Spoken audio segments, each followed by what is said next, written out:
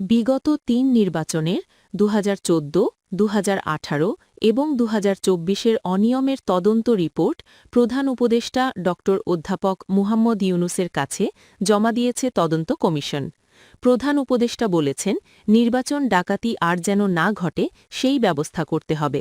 সোমবার ১২ জানুয়ারি বিকেলে রাষ্ট্রীয় অতিথি ভবন যমুনায় এ তদন্ত রিপোর্ট জমা দেয়া হয়।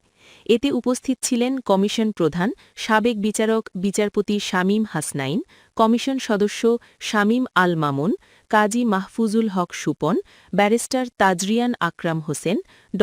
মুহাম্মদ আব্দুল আলিম।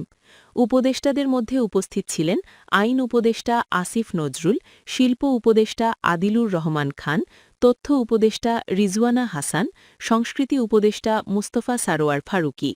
তদন্ত প্রতিবেদনে কমিশন জানায়, ২০১৪ সালে ১৫৩টি আসনে বিনা প্রতিদ্বন্দ্বিতায় এবং অবশিষ্ট ১৪৭টিতে প্রতিদ্বন্দ্বিতার নির্বাচন ছিল সম্পূর্ণ সাজানো ও সুপরিকল্পিত।